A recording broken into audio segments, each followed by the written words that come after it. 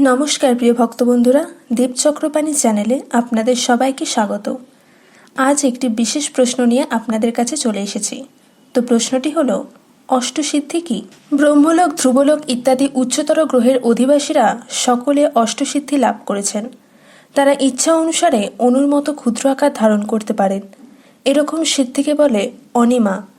ইচ্ছামতো হালকা জলের ওপর হেঁটে যেতে বা শূন্যে ঘুরে বেড়াতে পারেন। এরকম সিদ্ধিকে বলে লঘিমা। যে কোনো স্থান থেকে যা ইচ্ছা তাই প্রাপ্ত হতে পারেন। এরকম সিদ্ধিকে বলে প্রাপ্তি। অত্যন্ত ভারী হতে পারেন। এরকম সিদ্ধিকে বলে গরিমা। কোনো স্থানে কিছু অদ্ভুত জিনিস সৃষ্টি করতে পারেন বা ইচ্ছামতো কোনো জিনিস ধ্বংস করতে পারেন। এরকম সিদ্ধিকে বলে ঈশিতা। জড় উপাদানগুলিকে কেবল ইচ্ছা অনুসারে নিয়ন্ত্রণ করতে পারেন। একে বলে বশিতা। কোনো বাসনা চরিতার্থ করতে এবং কখনো নিরাশ না হওয়ার যে সিদ্ধি, তাকে বলে প্রাকাম্য।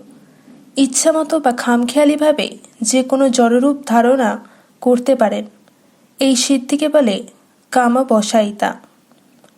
উচ্চতর গ্রহের অধিবাসীরা স্বাভাবিকভাবেই এই সমস্ত সিদ্ধির অধিকারী। এজন্য তাদের কোনো অনুশীলন বা কোনো রকম অলৌকিক পদ্ধতি শিখতে হয় না। তারা ইচ্ছা করলে এক গ্রহ থেকে অন্য গ্রহে কোনো রকম আকাশযান ছাড়াই নিমিষের মধ্যেই ভ্রমণ করতে পারেন। পৃথিবীতে দৈবক্রমে এই সিদ্ধিগুলির মাত্র একটিও কিংবা একটু আধটুও যদি কেউ লাভ করতে পারে, তবে সেই ব্যক্তিকে মূর্খেরা ভগবান বলেই মনে করে। যেহেতু পৃথিবীর অধিবাসীদের কাছে এই সিদ্ধিগুলি স্বাভাবিক নয়, তাই কেউ সিদ্ধি প্রদর্শন করলে অত্যন্ত মহান ব্যক্তিত্ব সম্পন্ন বলে লোকে তাকে মনে করে থাকে। শ্রীচৈতন্য মহাপ্রভু মায়াপুরে শ্রীধর ঠাকুরকে অষ্টসিদ্ধি প্রদান করতে চাইছিলেন, কিন্তু শ্রীধর ঠাকুর মনে করেছিলেন এই সমস্ত সিদ্ধি জড় ব্রহ্মাণ্ডে লাভ, পুজো প্রতিষ্ঠা আনবে, আর ভোগসুখ ইন্দ্রিয় তর্পণের পক্ষে ভালো হবে। সেই জন্যে ভগবানের প্রতি নিষ্ঠা, প্রীতি ও সেবার জন্যে মানসিকতাও থাকবে না। তাই তিনি সিদ্ধি নিতে চাইলেন না। তিনি মহাপ্রভুর নিত্য সেবায় যুক্ত থাকতে চাইলেন।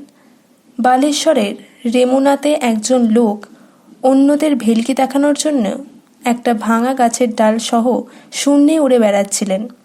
লোকেরা হৈ হৈ করছিল, বিস্ময়ে চক্ষুতে তাকিয়েছিল।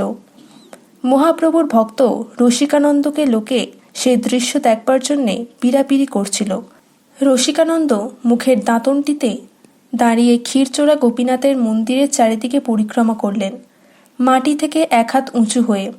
তারপর বললেন, এই সব সিদ্ধি নিয়ে মাথা ঘামানোর কোনো প্রয়োজন নেই। শূন্যে ঘুরে বেড়ানোটা আমাদের উদ্দেশ্য নয়, একমাত্র কৃষ্ণনাম করাটাই আমাদের জীবনের উদ্দেশ্য। চৈতন্য চরিতামৃতে বলা হয়েছে, ভুক্তি মুক্তি সিদ্ধিকামী সকলেই অশান্ত, কৃষ্ণভক্ত নিষ্কাম, অতএব শান্ত। শ্রীচৈতন্য মহাপ্রভু নির্দেশ দিয়েছেন, জীবনের পরম সিদ্ধি হচ্ছে কৃষ্ণ ভক্তি লাভ করা। সকলকে জানাই অসংখ্য ধন্যবাদ ভিডিও শেষ পর্যন্ত যুক্ত থাকার জন্যে।